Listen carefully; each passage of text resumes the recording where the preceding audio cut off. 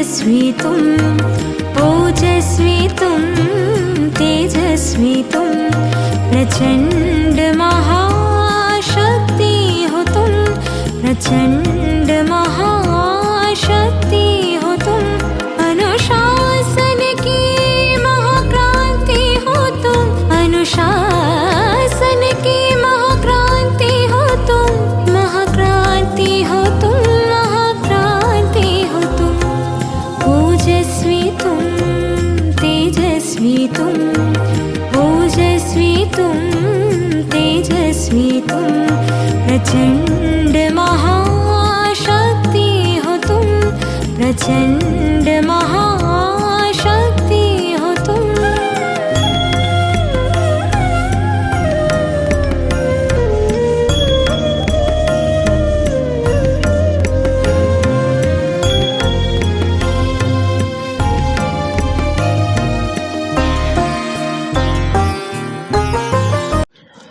ஓம் சாந்தி. அவ்வியக்தபட்டி ப்ராஜெக்டில் இன்றைக்கி 45வது நாள். அவ்வியக்த முரளி டேட் 23/11/81. ஹெட்டிங் தியாகத்தையும் தியாகம் பண்ணணும், தியாகத்தையும் தியாகம் பண்ணணும்.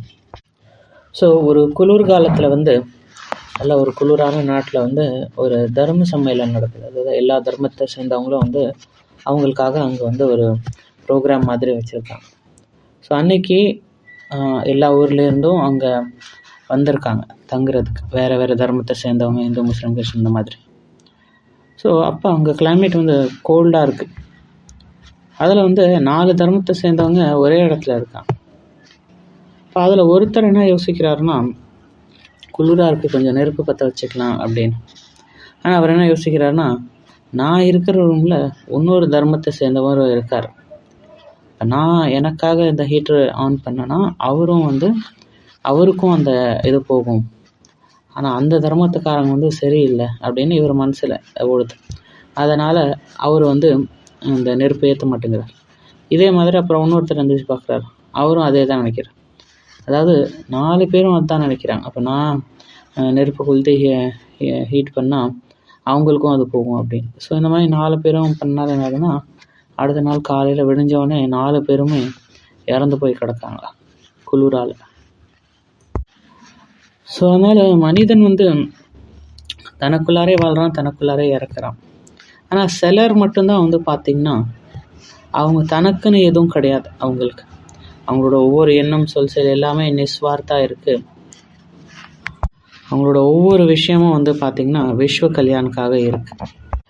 ஸோ அதனால் இன்றைக்கி உள்ள அவ்வியக்தவாணியில் பாப்தாதா என்ன சொல்கிறாருன்னா, பாப்தாதாவுக்கு அநேக கைகள் இருக்குது. ஸோ அந்த பாப்தாதா தன்னுடைய கரங்களை பார்க்க வந்திருக்காரு இன்றைக்கி. இதில் பாபா நமக்கு நிறைய டைட்டில்ஸ் தராரு. நீங்கள் தான் சப்பூத் குழந்தைங்க, என்னோட ஆக்யாக்காரி குழந்தைங்க. ஸோ இந்த மாதிரி விதவித டைட்டிலால் பாபா நம்மளை அலங்கரிக்கிறாங்க. அடுத்து பார்த்திங்கன்னா இங்கே பாபா 3 கேட்டகரியாக பிரிக்கிறாங்க. ஆனால் அந்த 3 கேட்டகரிலையும் எல்லோரும் சகயோகியில் விட்டுடுறாங்க. இப்போ இதில் நம்ம என்ன சிந்தனை பண்ணோன்னா, சங்கமயுகத்துக்கான வரதானம் என்ன, சங்கமயுகத்துக்கான இந்த நேரத்துக்கான வரதானம் என்ன, அதை பற்றி நம்ம யோசிக்கணும். சங்கமயுகங்கிறது அந்த அவஸ்தா, நம்ம ஸ்திதியோட பேர் தான். மேபி நம்ம பாபா குழந்தையாக இருக்கலாம், ஆனால் புத்தியில் கலியுகம் ஓடிட்டுருக்குன்னா நம்ம சங்கமயுகத்தில் இல்லை, அந்த மாதிரி. அதனால் அந்த ஸ்திதியோட பேர் தான் சங்கமயுகம். நீங்கள் கூட அந்த கதை கூட கேள்விப்பட்டிருப்பீங்க, மேலேருந்து ஆகாஷ்வாணி வந்தது. இந்த மாதிரி 2 குரங்கு இங்கேயும் அங்கேயும் தாவிட்டு இருந்ததான். மேலேருந்து ஆகாஷ்வாணி வந்ததான், மேலேருந்து குதிங்க. ஒரு குரங்கு திடீர்னு குதிச்சிருச்சான் அவங்க சொன்ன உடனே. அந்த குரங்கு ஒரு நல்ல அழகான இளவரசி ஆயிடுச்சு அப்படின்னு. இன்னொரு குரங்கு யோசிச்சுதான், ஓ இப்படி கூட ஆகுமா அப்படின்னு கொஞ்சம் யோசிச்சு அப்புறம் கொஞ்சம் நேரம் கழித்து குதிச்சுதான். அதோட கை கால் உடஞ்சி போச்சான். அப்புறம் மேலே பட்டு கேத்து தான், ஏன் அந்த மாதிரி அநியாயம் அப்படின்னு. அப்போ ஆகாஷ்வாணி தான் மேலேருந்து, அதாவது மேலேருந்து சத்தம் தான். அதாவது இந்த நேரத்துடைய வரதானம். அந்த நேரத்தில் எதை செய்ய சொன்னாங்களோ அதை செஞ்சுருந்தீங்கன்னா நீங்களும் அந்த மாதிரி ஆயிருக்கலாம். ஆனால் யோசிச்சு லேட்டாக செஞ்சதுனால அந்த நேரம் போயிடுச்சு, இப்போ அந்த வரதானம் கிடைக்காது அப்படின்னு. ஸோ அந்த மாதிரி இங்கேயும் பாபா 3 விதமான குழந்தைங்களை பார்க்குறேன்னு சொல்கிறாரு. பட் ஆனால் பாருங்கள், பாபாவோடைய முரளியை புரிஞ்சிக்க சாதாரண ஸ்திதியிலேருந்து படிச்சிங்கன்னா அது புரிஞ்சிக்கவே கஷ்டமாக தான் இருக்கும். ஏன்னா அவர் அவர் சொல்கிற பாபா ஒரு விஷயம் சொல்கிறாருன்னா அது என்ன பாவனையோடு சொல்கிறார், அது பின்னாடி உள்ள பாவம் என்ன, அதான் நம்ம தெரிஞ்சுக்கணும். அதே மாதிரி ஒரு முரளியை புரிஞ்சுக்கணுன்னா அதுக்கு ரிலேட்டடாக 4-5 முரளி நம்ம படிக்கும்போது தான் ப்ராப்பராக புரிஞ்சுக்க முடியும். ஏன்னா இது ஃபிலாசாபிக்கல் விஷயம், இங்கே உள்ளதெல்லாம் ஃபிலாசாபிக்கல் அப்ட்ராக்ட். இப்போ இந்த முரளியில் கூட பார்த்தீங்கன்னா பாபா 3 கேட்டகரி குழந்தைங்கன்னு சொல்கிறாங்க. அப்புறம் இன்றைக்கி ஃபஸ்ட்டு கேட்டகரியை பற்றி சொல்ல போகிறேன் அப்படின்னு சொல்கிறாரு. பட் ஆனால் அப்படி சொல்கிறதுக்கு முன்னாடியிலேருந்தே ஃபஸ்ட்டு கேட்டகரியை பற்றி சொல்லிட்டு வர்றாரு. அப்புறம் நீங்கள் இன்னும் கொஞ்சம் டீப்பாக பார்த்தீங்கன்னா அந்த 3 கேட்டகரியை பற்றி சொல்லும்போது 3 கேட்டகரியும் ஃபஸ்ட்டு கேட்டகரியை பற்றியும் பாபா சொல்கிறார். அதுக்கப்புறம் ஃபஸ்ட்டு கேட்டகரி ஆரம்பித்த உடனே அதில் பார்த்தீங்கன்னா செகண்ட், தேர்டு கேட்டகரி சொல்லிகிட்டு இருக்கும்போதும் அதுலேயும் ஃபஸ்ட்டு கேட்டகரியை பற்றி பாபா சொல்கிறார். ஸோ அதனால் இது வந்து சாதாரண படிப்பு கிடையாது, சாதாரண ஸ்கூல் கிடையாது, டீச்சரும் சாதாரணவங்க கிடையாது, எல்லாம் ரொம்ப உயர்ந்தவங்க, ரொம்ப உயர்ந்த யூனிவர்சிட்டிக்கெலாம் யூனிவர்சிட்டி. அதே மாதிரி சிவாவை ப்ரொஃபஸருக்கெலாம் ப்ரொஃபஸர். அப்போ அவரோட ஒரு விஷயத்தை புரிஞ்சுக்கணுன்னா நம்ம ஸ்திதியும் அந்தளவு உயர்ந்ததாக இருக்கணும். அதே மாதிரி பாபாவோட முரளி வந்து பார்த்திங்கன்னா ஒரு ஸ்போக்கன் லிட்ரேச்சர். அவருக்கு வந்து எந்த ஒரு தடையும் கிடையாது, நம்ம தான் பேசணும், பாபா இப்போ சொல்கிறேன், நான் ஃபஸ்ட்டு பேரா சொல்கிறேன், நோட் பண்ணிக்கோங்க, இது முடிஞ்சோன்னா செகண்ட் பேரா அப்படின்னு. அவர் இது வந்து ஒரு நதி மாதிரி ஃப்ளோ ஆகிட்டுருக்கு. அவருக்கு வந்து நம்ம கிராமர் ரூல் அதெல்லாம் எதுவும் கிடையாது. அவரோட லிட்ரேச்சரே தனியான ஒரு லிட்ரேச்சர். அதனால் அவ்வியக்தவாணி கூட ஒரு நதி மாதிரி தான் பாருங்களேன். எப்படி வந்து ஒரு நதி வந்து ஃப்ளோ ஆகிட்டே இருக்குது. அப்போ அந்த நதியில் இங்கிலீஷில் கூட ஒரு பழமொழி இருக்குது, அதாவது நீங்கள் ஒரு நதியில் 2 வாட்டி கால் வைக்க முடியாது. ஏன்னா நீங்கள் ஒரு வாட்டி ஒரு நதியில் இறங்கிட்டீங்க, அந்த தண்ணி ஓடிப்போச்சு, அப்புறம் மறுபடியும் இறங்குனீங்கன்னா புது தண்ணி வரும். அந்த மாதிரி இந்த அவ்வியக்தவாணி நம்ம ஒவ்வொரு வாட்டி படிக்கும்போதும் அது ஒரு புதுமை அதில் வந்து தெரியுது. அப்போ அவ்வியக்த முரளி எப்படி படிக்கிறது? எடுத்தவொடனே டபக்குன்னு கடலுக்குள்ளார குதிச்சிடக்கூடாது. சில நேரத்தில் பார்த்தீங்கன்னா சில பேர் கடல் பக்கத்தில் உட்காந்து அதை வந்து என்ஜாய் பண்ணுவாங்க, அதை வந்து ரசிப்பாங்க. அந்த மாதிரி அவ்வியக்தவாணியை ஒவ்வொரு இதாக எடுத்து அதை என்ஜாய் பண்ணி அதை வந்து படிங்க. அதில் பாபா என்ன சொல்ல வராரு, ஹெட்டிங் என்ன இருக்குது, எப்படி யார் சொல்கிறாரு, ஒவ்வொரு விஷயத்தையும் எடுத்து. நம்ம சூரஜ்பாய் கூட அவர் அனுபவத்தில் தான் சொன்னார். அவர் வந்து ஒரு நாள் அவரால் ஒரு அவ்வியக்தவாணி படிக்க முடியாதான். ஏன்னா படிக்கணும்னு ஆரம்பிப்பார், ஃபஸ்ட்டு 2 லைன் படித்த உடனே அந்த நஷாவில் மூழ்கிட்டு வரான். அது அப்படியே கொஞ்சம் நேரம் வந்து அதை கண்டினியூ பண்ணுவாராம். அந்த மாதிரி நம்மளும் இந்த அவ்வியக்தவாணியை என்ஜாய் பண்ணி ஒவ்வொரு விஷயத்தையும் அதை ருசித்து அனுபவம் பண்ணி அதை நம்ம லைஃப்பில் கொண்டு வரணும். அப்படி வந்து அதை படிக்கணும். அப்போ இதில் பார்த்திங்கன்னா 3வது கேட்டகரியை பற்றி பாபா சொல்லும்போது அவங்களோட அடையாளங்கள் என்ன அப்படி பாபா சொல்கிறாங்கன்னா, அவங்க வந்து பார்த்திங்கன்னா அவங்க சம்பாதிக்கிறது கம்மி தான், ஆனால் செலவு பண்ணுறது அதிகமாக இருக்குது, அதுக்கும் மேலே மற்றவங்களோடதையும் பிடுங்கி சாப்பிட்றாங்க அப்படின்னு. இதில் வந்து அனுபவத்தின் திருத்தம் கூட சொல்லலாம். அதாவது நம்ம யாரோ ஒருத்தவங்க கிளாஸ் கேட்குறோம், அவங்களுக்கு அந்த கிளாஸில் அவங்க வந்து அவங்களோட அனுபவத்தை சொல்லியிருப்பாங்க. ஆனால் நம்ம என்ன பண்ணுவோன்னா மற்றவங்கள்ட்ட சொல்லும்போது எனக்கு அந்த மாதிரி எனக்கு இந்த மாதிரி அனுபவம் ஆச்சு அப்படின்னு அனுபவத்தை திருட்டி சொல்கிறோம். இதில் இன்னொரு விஷயம் என்னென்னா ஹெல்த்தும் வந்து பார்த்திங்கன்னா இதில் வந்துடும் பாருங்கள். இப்போ யஜ்யத்தில் வந்து நம்ம ஹெல்த்தை சரியாக வச்சுக்கலன்னா நம்ம வந்து அந்த யஜ்யத்துக்கு ஒரு சுமையாக தான் இருக்கும். நம்ம ஹெல்த்தை சரியாக கவனிச்சிக்கல, யஜ்யத்துலேருந்து நிறைய செலவு பண்ண வேண்டியதாக இருக்குது. ஹாஸ்பிட்டல் செலவு, இந்த செலவு, அந்த செலவு, நிறையா மெடிக்கல் இதுக்கே போயிட்டு வர வேண்டியதாக இருக்குது. ஆனால் சேவை இத்தனோண்டு சேவை மட்டும் செஞ்சோம், அது செலவு வந்து மெடிக்கல் செலவு இவ்வளோ செலவு வச்சுட்டோம். அப்போ நம்ம யஜ்யத்துக்கு வந்து ஒரு போஜ் மாதிரி தான். நம்ம இங்கே எதுக்கு வந்தோம்? யஜ்யத்துக்கு கொடுக்கறதுக்காக வந்திருக்கோம். யஜ்ய ரக்ஷக், நம்ம யஜ்யத்தோட பக்ஷக் கிடையாது. அதனால் இதை வந்து நம்ம பிடிச்சிக்கணும். நான் வந்து கொடுத்துக்கிட்டே இருக்கணும். தாத்தா வள்ளல், அதனால் எல்லாருக்குமே நான் கொடுத்துக்கிட்டே இருக்கணும். இல்லைன்னா என்ன பண்ணுறாங்க, யாராவது என்னை கவனிங்க, யாராவது எனக்கு அன்பு காமிங்க, யாராவது வந்து என்னை ஹெல்த்தை பார்த்துக்கோங்க அப்படின்னு, பாபா காப்பாற்று அப்படின்னு இந்த மாதிரி பிச்சை கேட்டுட்ருக்கோம். இல்லை ஒரு சன்னியாசியோட உதாரணம் எடுத்துக்கிட்டால் கூட, ஒரு சன்னியாசி வந்து பாருங்கள், அவர் வந்து எந்த இதுவும் சம்பாதிக்கிறதில்ல, வேலை செய்கிறதில்ல, அவர் வந்து மக்கள் கொடுக்குறதான் சாப்பிட்றார். அப்போ அவரோட கடமையும் ரொம்ப உயர்ந்தது. மக்களுக்குள்ளார அந்த ஆன்மீக கல்வியை கொண்டாந்து சேர்க்கறது, மக்களுக்குள்ளார குணங்கள், பண்புகள், தாரணை, இது எல்லாத்தையும் கொண்டாந்து சேர்க்கறது வந்து அந்த சன்னியாசியோட கடமை. அது ஒருவேளை அவர் மக்கள்கிட்ட சேர்க்க முடியல, ஆனால் அவர் வாழ்க்கையில் அந்த உயர்ந்த தாரணையை அவர் லைஃப்பில் கடைபிடிக்கணும். அது பண்ணாலே பெரிய விஷயம். ஆனால் அப்படி பண்ணாமல் இருக்காங்கன்னா அவங்களும் வந்து ஒரு போஜ் மாத்திரை தான். இப்போ எகிப்தில் வந்து யாரையாவது திட்டணும்னா ஒரு ராயல் வார்த்தை யூஸ் பண்ணுறாங்க, பக்து.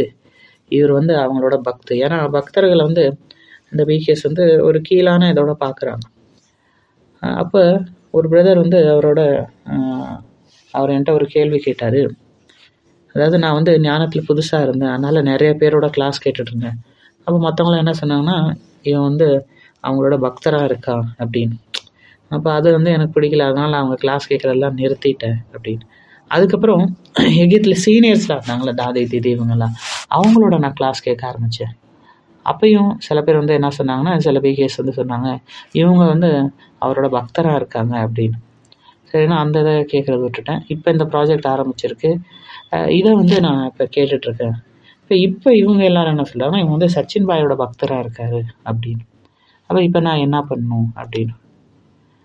அப்போ இதை பற்றி நம்ம சிந்தனை பண்ணணும். யாராவது நம்மளை வந்து பக்தர், இவர் வந்து அவரோட பக்தராக இருக்காரு அப்படின்னு சொல்கிறாங்கன்னா, இது வந்து பக்தியில் வந்து நல்ல உயர்ந்த வார்த்தை தான். ஆனால் ஞானத்தில் வந்து அதை ஒருத்தவங்களை நம்மளை கீழே காமிக்க, ஒருத்தவங்க வந்து இவங்க அவங்க வந்து கீழாகணும்னு காமிக்கிறதுக்காக இந்த மாதிரி சொல்கிறோம். ஸோ அப்போ அந்த மாதிரி நேரத்தில் என்ன பண்ணணும், அதை பற்றி நம்ம சிந்தனை பண்ணணும். இப்போ பாருங்கள், ஒரு பிகே வந்து மற்றவங்க பிகேங்களை பற்றி இல்லாத பிள்ளாவும் சொல்லிகிட்டே இருக்காங்க. அப்போனா என்ன பண்ணணும், ஏன் அவர் வந்து அப்படி பண்ணுறாரு? ஒரு விஷயம் வந்து பார்த்திங்கன்னா, ஃபஸ்ட்டு அந்த பிகேவே தனக்குள்ளார காலியாக இருக்கார். மேபி ஒரு சீனியர் பிகேவாக இருக்கலாம், ரொம்ப வருஷமாக ஞானத்தில் இருக்கிறவங்களா இருக்கலாம். அவர் வந்து அவர் வாழ்க்கையில் எதுவுமே ஆன்மீகத்தில் எதுவும் அவ்வளோ வந்து அச்சீவ் பண்ணியிருக்க மாட்டார், எந்த ஒரு முயற்சியும் அவ்வளோ பண்ணியிருக்க மாட்டார். அதனால் அவர் உள்ளார காலியாக இருக்கார். ரொம்ப நாளாக பாபா குழந்தையாக இருக்கார், ஞானத்தில் இருக்கார். பட் ஆனால் எதுவும் வந்து ஒரு எஃபர்ட் எடுத்துருக்க மாட்டார், முயற்சி பண்ணியிருக்க மாட்டார், புருஷார்த்தம் பண்ணியிருக்க மாட்டார், ஏதோ இருக்கோன்னு இருந்திருக்கார். அப்போ அவர் உள்ளார காலியாக இருக்கிறதுனால மற்றவங்க முயற்சி பண்ணும்போது இவர் வந்து அவங்கள இந்த மாதிரி சொல்கிறாங்க, நீ வந்து அவரோட பக்தர் இது அப்படின்னு. அடுத்து வந்து பார்த்திங்கன்னா, ரெண்டாவது வந்து ஜெலசி, ஒரு பொறாமை வருது. நம்மளால் முன்னாடி போக முடியல, இவர் இப்போ வந்து எப்படி இவ்வளோ சீக்கிரமாக முன்னாடி போகிறாரு, நம்மளால் பண்ண முடியல, இவரால் பண்ண முடியுது அப்படின்னா அது ஒரு பொறாமை. அப்புறம் மூணாவது, பிராமணர்களுக்கு இருக்க ரொம்ப பெரிய ஒரு விஷயம், ஃப்ரீ டைம். ஏதோ எகிப்தில் பார்த்திங்கன்னா 1 மணி நேரம் 2 மணி நேரம் சேவை இருக்கும், சேவை முடிச்சாச்சு, இப்போ என்ன பண்ணுறது, வேறு எந்த வேலையும் இல்லை. அப்போ ஒரு குரூப் சேர்த்துக்கிறாங்க, ரவுண்ட் டேபிள் கான்ஃபரன்ஸ், விஸ்வ கான்ஃபரன்ஸ். உட்காந்துட்டு இவர் ஏன் அப்படி பண்ணார், இந்த சிஸ்டர் ஏன் அப்படி பண்ணாங்க, அந்த பிரதர் ஏன் அப்படி பண்ணாங்க, அது தெரியலனா போய் அவர் வந்து ஃபாலோ பண்ணுங்கள், என்ன பண்ணாங்க, ஏன் இப்படி பண்ணுறாரு, என்ன நடக்குது இவங்களுக்குள்ளார, அங்கே என்னாச்சு இங்கே என்னாச்சு அப்படின்னு இந்த மாதிரி தேவையில்லாத விஷயங்களை உட்காந்து பேசுகிறது மட்டும் இல்லாமல் அது கண்டினியூஷன் வேறு தொடரும். அந்த பிரதர் பற்றி தெரிஞ்சுக்கணுமா, நாளைக்கு வந்து இதை பற்றி இன்னும் அதிகமாக இதே இடத்துல நம்ம டிஸ்கஸ் பண்ணலாம் அப்படின்னு இந்த மாதிரி வெட்டி கதையை வந்து உட்காந்து பேசிகிட்ருப்பாங்க. இப்போ முரளி வந்து பார்த்திங்கன்னா ஒரு ரூபக் பாஷா, அது வந்து பாபா வந்து அதில் வந்து சில ரூபங்கள் மூலியமாக அவர் வந்து பேசுகிறார். ஸோ அதனால் நான் ஜஸ்ட் ஒரு 10 வாட்டி முரளி படிச்சிட்டேன், எக்ஸாம் எழுதி அதில் ஃபுல் மார்க் வாங்கிட்டேன்னா அது பத்தாது. அதாவது வெளி உலகத்தில் கூட இது சொல்லுவாங்களாம், ஆப்ரேஷன் வந்து சக்ஸஸ்ஃபுல் ஆனால் பேஷண்ட் டெட்டு. ஒருத்தர் வந்து நான் மாஸ்டர் சர்வசக்திவான் அப்படின்னு படிக்கிறாரு, சும்மாலாம் ப்ராக்டிஸ் பண்ணுறாரு, பட் ஆனால் காக்ரோச்சை பார்த்து பயப்படுறாரு, இதை பார்த்து பயப்படுறாருன்னா அது வந்து என்னன்னு சொல்லலாம். அப்புறம் ரெண்டாவது விஷயம் வந்து பார்த்திங்கன்னா, பாபாத்தில் சொல்கிறாரு, ரெண்டாவது கேட்டகரி, அவங்க வந்து சம்பாதிக்கிறாங்க சாப்பிட்றாங்க, அன்னைக்கு வருமானம் சம்பாதிக்கிறாங்க, சாப்பிட்றாங்க, புருஷார்த்தம் பண்ணுறாங்க, அதை யூஸ் பண்ணிடுறாங்க, இங்கே எல்லாத்தையும் காலி பண்ணிடுறாங்க. இந்த செகண்ட் கேட்டகரி பீப்புள் நல்லா பாஷன் பண்ணுறாங்க, நல்லா ஸ்பீச்லாம் கொடுக்குறாங்க, மக்களும் அவங்கள பாராட்டுறாங்க, ஆஹா என்ன ஒரு அருமையான ஸ்பீச்சு, நல்ல ஒரு ஸ்பீச். இந்த புகழ்ச்சியில் அப்படி என்ன தான் ஒரு ப்ரோட்டீன் இருக்குது, என்ன தான் ஒரு நஷா இருக்குதுன்னு தெரியல. ஆஹா, அதில் வந்து ஒரு அத்தேந்திர சுகம். யாராவது நம்மளை புகழ்ன்றாங்கன்னா, அப்படியா என்னோட இன்னொரு கிளாஸ்னு கேளுங்க, இந்தாங்க நான் உங்களுக்கு லிங்க் அனுப்பி விட்றேன், இதை வந்து சப்ஸ்கிரைப் பண்ணி வச்சுக்கோங்க, இதை வந்து ஷேர் பண்ணுங்கள், இது வந்து இன்னும் நல்லாயிருக்கும் இந்த கிளாஸ், இன்றைக்கி சொன்னது என்ன, இதெல்லாம் சின்னது தான், இதை விட நான் நல்லா பெரிய பெரிய கிளாஸ்லாம் எடுத்திருக்கேன், அதை கேளுங்க அப்படின்னு. அந்த மாதிரி அப்படி மற்றவங்க புகழும்போது நமக்கு ஒரு இதாகுது. ஆனால் இது ஒன்று புரிஞ்சுக்கணும், மக்களோட மெமரி வந்து ஷார்ட். இன்றைக்கி உங்களை புகழ்கிறவங்க நாளைக்கு அவங்கள கீழே தள்ளி மிதின்னு மிதிப்பாங்க, இல்லை அடிப்பாங்க, கீழே தள்ளி விட்டுருவாங்க. இதுதான் வந்து பப்ளிக். உங்களை தூக்குனா ஒரே எதிரியாக தூக்கிடுவாங்க, இல்லை கீழே தள்ளணும்னா தள்ளி போட்டு மிதின்னு மிதிப்பாங்க. ஏன்னா அவங்களே வந்து நிறைய அடிபட்டிருக்காங்க. அதனால் அப்படி தான் இருப்பாங்க. இதை வந்து நம்ம புரிஞ்சுக்கணும். அடுத்து பாபா இந்த ஃபஸ்ட்டு கிளாஸ் பற்றி சொல்லும்போது அதான் சொல்கிறாங்க. அவங்க எப்படி இருக்காங்கன்னா எக்கனாமியாக இருக்காங்க, நியாரா பியாராவாக இருக்காங்க, ஃபயர் ப்ரூஃப், கலியுகத்தோட அந்த நெருப்பிலேருந்து அவங்க ப்ரூஃபாக இருக்காங்க. அவங்களோட நடத்தை வந்து ஒரு அலௌகிகத்தனமாக இருக்குது, அலௌகிக்தா இருக்குது. அதில் அவங்க தியாகம் பண்ணாலும் தியாகத்தை பற்றி வர்ணனை பண்ணிகிட்டே இருக்கிறதில்ல. இல்லாட்டினா நம்ம பிகேஸ்க்கு எப்படி இருக்குது, அவங்க வந்து ஈகோவால் நிரம்பி இருக்காங்க. ஏன்னா எனக்கு தான் நிறையா ஞானம் இருக்குது, நிறையா நான் சேவ் பண்ணிட்டேன், நான் தான் தூய்மையாக இருக்கேன், எனக்குள்ளார நிறையா குணங்கள் இருக்குது, இது அதுன்னு அந்த அளவுக்கு ஈகோவால் நிரம்பி வச்சுருக்காங்க. அதனால் அதுக்குள்ளார மற்ற வேறு யாரும் கூற முடியல. அந்த அளவு அவ்வளோ ஒரு அகங்காரத்தோடு நிரம்பி வச்சுருக்காங்க. ஸோ இப்போ வந்து இது எல்லாத்தையும் நம்ம காலி பண்ணணும். மினிமலிஸ்டிக் அப்ரோச்சுன்னு சொல்லுவாங்க. இன்றைக்கி உலகத்தில் கூட இந்த விஷயத்தை ஃபாலோ பண்ணுறாங்க. அவங்க வந்து பார்த்திங்கன்னா எவ்வளோ கம்மியான பொருள் அவங்களுக்காக யூஸ் பண்ண முடியுமோ அவ்வளோ வந்து அதெல்லாம் குறைச்சிட்டு போகிறாங்க. அதில் ஒன்று வந்து இந்த ஃப்ரூட்டேரியன் இது. ஸோ இதுக்கோட நம்மளோட லட்சியம் என்னென்னா பகுஜன் சுகம், எல்லாருக்கும் சுகம் கிடைக்கணும். அதே மாதிரி நம்மளும் வந்து எவ்வளோ கம்மியான பொருள் யூஸ் பண்ண முடியுமோ அவ்வளோ கம்மியாக நம்ம யூஸ் பண்ணிக்கணும். ஸோ அதனால் இன்றைக்கி வந்து ஃபஸ்ட்டு ஹோம்ஒர்க் என்னென்னா, உங்கள் லைஃப்பில் உள்ள ஒரு 3 ஆத்மாவை பாருங்கள். அவங்களுக்கு மனசால் தேங்க்ஸ் சொல்லுங்கள். எந்த மாதிரி ஆத்மானா, அவங்க மேபி அவங்க வந்து நம்மளை ஞானத்தில் கொண்டு வந்திருக்கலாம். அந்த மாதிரி ஆத்மாவுக்கு தேங்க்ஸ் சொல்லுங்கள். இல்லை நான் என் லைஃப்பில் வந்து ரொம்ப உடஞ்சி போய் ரொம்ப ஒரு டவுனான சுச்சுவேஷனில் இருந்தேன், அப்போ வந்து அவங்க எனக்கு ஒரு ஊக்க உற்சாகம் கொடுத்தாங்க. என்னை வந்து மறுபடியும் லைஃப்பில் திரும்பி புருஷார்த்தம் பண்ணுறதுக்கு எழுப்பி விட்டாங்க. அந்த மாதிரி ஆத்மாக்களுக்கு மனசால் தேங்க்ஸ் சொல்லுங்கள்.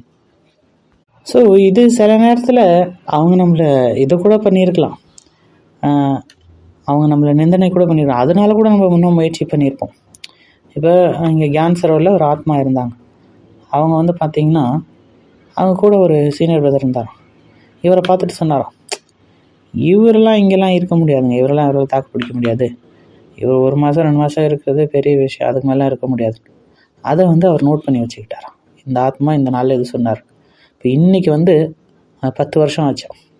இப்போ அவர்கிட்ட காமிக்கிறாரு, பாருங்கள், நீங்கள் தான் இந்த மாதிரி சொன்னீங்க, ஆனால் நான் இங்கே வந்து இவ்வளோ வருஷம் இருந்துட்டேன் அப்படின்னு. இப்போ அதை வந்து அவர் பாசிட்டிவாக எடுத்துக்கிட்டார். இந்த மாதிரி நம்ம லைஃப்பில் முன்னேற்றத்துக்கு ஹெல்ப்பாக இருந்தக்கூடிய ஆத்மாக்களுக்கு மனசால் வந்து இன்றைக்கி நம்ம தேங்க்ஸ் பண்ணலாம். ஸோ 2வது ஹோம்ஒர்க் என்னென்னா, இன்றைக்கி வந்து சீக்ரெட் தான், குப்து தான் மகா புண்ணியம்னு சொல்கிறாங்களே, அந்த மாதிரி இன்றைக்கி நம்ம வந்து குப்தமாக தானம் பண்ணணும். அதை பற்றி யோசிங்க, எதெல்லாம் நான் வந்து குப்த தானம் பண்ணலாம் அப்படின்னு. அது மேபி சென்டருக்கு நீங்கள் சென்டருக்கு தேவையான காய்கறி போய் வாங்கி வச்சுட்டு வந்துடணும். அதுக்காக நீங்கள் வந்து சில பேர் இப்படியும் பண்ணுவாங்க, சில பேருக்கு ஏதோ கொடுத்துருப்பாங்க, அதை வந்து ஃபோட்டோ எடுத்து பாருங்கள் நான் இதை கொடுத்தேன், ஆனால் இது யாருக்கும் சொல்லிடாதீங்க, ஏன்னா இது குப்ததான் அப்படின்னு நீங்கள் பண்ணக்கூடாது. சில பேர் அந்த மாதிரி பண்ணுவாங்க. ஸோ அந்த மாதிரி வந்து பண்ணக்கூடாது. குப்த தானம் எதெல்லாம் என்னால் பண்ண முடியும் அதை சிந்தனை பண்ணி அதை வந்து நீங்கள் பண்ணுங்கள். ஏன்னா அங்கே நம்ம பேர் வரணும், புகழ் வரணும்னு நினைக்கும் போதே அங்கேருந்து நம்மளோட அந்த புண்ணியத்தோட பலம் இல்லாமல் போயிடுது, கீழே விழ ஆரம்பிச்சிடும்.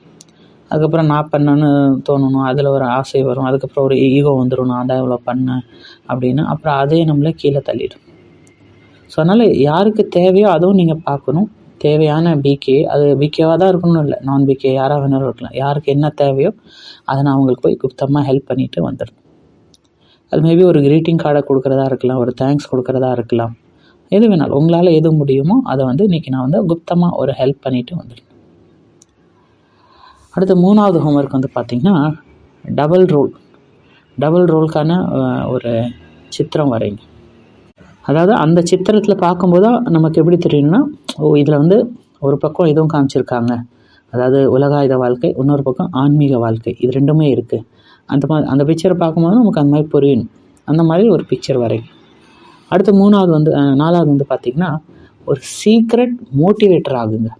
சீக்ரெட் மோட்டிவேட்டர்னால், அதாவது நான் ஒரு ஆத்மாவை கீழே விழுந்திருக்க ஆத்மாவை ஊக்க உற்சாகம் கொடுத்து தூக்குறேன், ஆனால் அது அவங்களுக்கே தெரியக்கூடாது. ஸோ அந்த மாதிரி நம்ம வந்து மற்றவங்களுக்கு ஒரு சீக்ரெட் மோட்டிவேட்டராக இருக்கணும். அடுத்து வந்து பார்த்திங்கன்னா ஒரு ஃபைனான்ஷியல் பிளான், ஆன்மீக financial plan, spiritual financial plan ஒன்று ரெடி பண்ணுங்க. நம்மள்ட்ட எதெல்லாம் இருக்கோ அதில் வந்து இப்போ ஸ்தூல செல்வம் இருக்குன்னா அதில் ஒரு 10% நம்ம வந்து ஆன்மீக சேவைக்காக யூஸ் பண்ணணும். இப்போ இங்கே இதில் வந்து பாபா சொல்கிறார் 75% யூஸ் பண்ணணும் அப்படின்னு. ஃபஸ்ட்டு கேட்டகரி ஆத்மா அப்படி இருப்பாங்க அப்படின்னு. சில பேர் 100% கொடுத்துட்றாங்க, எடுத்த உடனே எல்லாத்தையும் கொடுத்துட்றாங்க, அதுக்கப்புறம் துக்கமாக இருக்காங்க. அதில் ஒரு பிரதர் அவங்க அனுபவம் சொல்லிட்டு இருக்காங்க. யஜ்யத்துக்காக அவங்க இடம் கொடுத்தாங்களாம், வீடு கட்ட, எல்லாத்தையும் கொடுத்துட்டாங்க அப்படின்னு. இப்போ வந்து அவங்க கவலைப்பட்டுட்டு இருக்காங்க, ஏன் எல்லாத்தையும் ஏன் கொடுத்தோம், கொஞ்சம் நமக்கு வச்சுருக்கலாமே அப்படின்னு. அதுக்காக இப்போ அவங்கள்ட்ட எதுவும் இல்லைன்னு இருக்குது, பட் அதுலேயும் நம்மள்ட்ட கொஞ்சம் வச்சுருக்கலாமே அப்படின்னு அந்த மாதிரி யோசிச்சுட்ருக்காங்க. அந்த மாதிரி இருக்கக்கூடாது.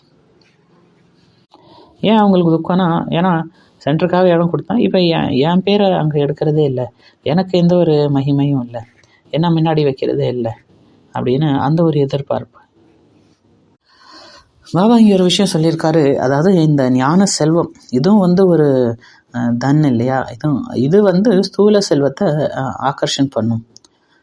ஆட்டோமேட்டிக்காக அவங்களுக்கு ஸ்தூல செல்வம் எல்லாம் வந்து காலில் விழும். ஜஸ்ட்டு நீங்கள் வந்து ஞான யோக தூய்மை பட்டியில் யஜ்யத்தில் உட்காந்துருங்க. நீங்கள் எதுவும் கேட்கணும், யார்ட்டையும் போய் சந்தா கொடுங்க, இது இந்த சேவ் பண்ணுற கொஞ்சம் காசு கொடுங்க, இது கொடுங்க அப்படின்னு யார்ட்டையும் போய் கேட்கணுன்னு எந்த அவசியமும் கிடையாது. யார் காலையும் போய் விழணும்னு அவசியம் கிடையாது. ஆட்டோமேட்டிக்காக நீங்கள் அந்த தூய்மை பட்டியில் இருந்தீங்கன்னா ஸ்தூல செல்வம் எல்லாமே வந்து உங்கள் காலில் விழும். எந்த அளவு டீப்பாக டிசைர், எந்த அளவு உங்கள் மனசில் வந்து அந்த டிசைர் வந்து இன்டென்ஸாக இருக்கும், ஆழமாக இருக்கும், இந்த முழு பிரம்மாண்டமும் எதையாவது யுக்தி பண்ணி அது உங்கள்கிட்ட கொண்டாந்து கொடுத்துருமா. ஸோ இதை வந்து நம்ம ஞாபகம் வச்சுக்கணும். ஒரு விஷயத்தை வந்து ரொம்ப டீப்பாக நம்ம விரும்புகிறோம் அப்படின்னா இந்த முழு பிரம்மாண்டமும் எதையாவது யுக்தி பண்ணி உங்கள்கிட்ட கொண்டாந்து கொடுத்துரும். அடுத்து வந்து இந்த சங்கமயுகத்தோட சமயம், இந்த சங்கமயுகத்தோட சமயத்துக்கு என்ன இம்பார்ட்டன்ஸ், அதை பற்றியும் சிந்தனை பண்ணுங்கள். ஸோ ஃபைனலாக ஒரு ஆக்டிவிட்டி பண்ண வச்சாங்க. ஆக்டிவிட்டி ஆல்ரெடி நடக்கிறது நமக்கு தெரியும். டெய்லி அன்னன்னைக்கு முரளியிலேருந்து ஒரு ஆக்டிவிட்டி பண்ண வைப்பாங்க. ஸோ இன்றைக்கி ஆக்டிவிட்டி என்னென்னா, முரளியில் வந்து பாபா இந்த 3 வார்த்தை சொல்கிறார். குழந்தைங்க எப்பயுமே என்ன சொல்லணும்னா, பாபா, சரி பாபா அப்படின்னு, எஸ் பாபா அப்படின்னு சொல்லும். ரெண்டாவது, பாபா நாங்கள் வந்து ரெடியாக இருக்கோம், எஸ் பாபா நாங்கள் வந்து ரெடியாக இருக்கோம் அப்படின்னு, சதா ரெடியாக இருக்கோம், நீங்கள் எது சொன்னாலும் அதுக்கு ரெடியாக இருக்கோம். மூணாவது வந்து ஹாஜி பாபா, அபி பாபா, ஹாஜிர் பாபா, ஆமாம் பாபா இப்போவே நான் வந்து நீங்கள் சொல்கிறதுக்கு ப்ரெசண்ட்டாக இருக்கேன் அப்படின்னு. ஸோ இந்த 3 விஷயத்தையும் கொஞ்சம் எக்ஸசைஸ் மாதிரி பண்ண வச்சு, இந்த ஆக்டிவிட்டி மாதிரி பண்ண வச்சாங்க. ஸோ இதில் ஃபஸ்ட்டு வந்து பாபா அப்படின்னு சொல்கிறதுக்கு உங்கள் கையை வந்து, உங்கள் ரைட் கையை வந்து உங்கள் ஹார்ட்டில் வச்சுக்கணும். உங்கள் தலையை குனிஞ்சு பாபா முன்னாடி ஒரு ரெஸ்பெக்டாக, ஒரு மரியாதையாக வந்து பாபாவுக்கு வந்து நான் வந்து பாபா நான் அப்படின்னு சொல்கிறது, அந்த எக்ஸசைஸ் மாதிரி பண்ண வச்சாங்க. ரெண்டாவது வந்து ஆமாம் பாபா நாங்கள் வந்து எப்பயுமே ரெடியாக இருக்கோம். அதுக்கு வந்து என்ன பண்ண சொன்னாங்கன்னா, அவங்க 2 கையும் அப்படியே மேலே தூக்கிட்டு அப்படியே உங்கள் ஹார்ட்டுக்கிட்ட கொண்டாந்து 2 கையும் வணக்கம் பொசிஷனில் வச்சு நம்ம வணங்குற மாதிரி, அந்த மாதிரி ஆமாம் பாபா நாங்கள் எப்பயுமே ரெடியாக இருக்கோம் அப்படின்னு. அப்புறம் மூணாவது, ஆமாம் பாபா இப்போவே நாங்கள் வந்து நீங்கள் சொல்கிறதுக்கு ப்ரெசண்ட்டாக இருக்கோம். அதுக்கும் கையை வந்து உங்கள் ஹார்ட்டில் வச்சுக்கிட்டு அப்படியே தலையிலேருந்து மேலே கொண்டு போய் அப்படியே முன்னாடி ஸ்ட்ரெச் பண்ணுற மாதிரி, அதாவது பாபாவுக்கு நான் என்னை வந்து அர்ப்பணம் பண்ணுறேன், நீங்கள் எதை சொன்னாலும் அதுக்கு இப்போவே நான் ரெடியாக இருக்கேன் அப்படின்னு சொல்கிறதுக்காக. ஸோ இந்த 3 ஆக்டிவிட்டி பண்ண வச்சாங்க. ஃபைனலாக யாத் பியார். ஸோ யாத் பியாரில் சதா பாபா அப்படின்னு சொல்லக்கூடிய குழந்தைங்களுக்கு, ஹாஜர் பாபா இந்த ஒரு ரெடியாக இருக்கேன் பாபா அப்படின்னு சொல்லக்கூடிய குழந்தைங்களுக்கு, சதா ஸ்வயம் தியாகம் பண்ணி அது மட்டும் இல்லாமல் மற்றவங்களையும் பாக்கியவான் ஆக்கக்கூடிய குழந்தைங்களுக்கு, சதா பாபா கூட சிரேஷ்டமான பிஸ்னஸ் பண்ணக்கூடிய குழந்தைங்களுக்கு, சதா சேவையில் சர்வ கஜானாக்களை யூஸ் பண்ணக்கூடிய குழந்தைங்களுக்கு, அந்த மாதிரி குப்ததானி மகா பாக்யவான் ஆத்மாக்களுக்கு பாப் தாதாவின் அன்பு நினைவுகள். நமஸ்காரம். ஓம் சாந்தி.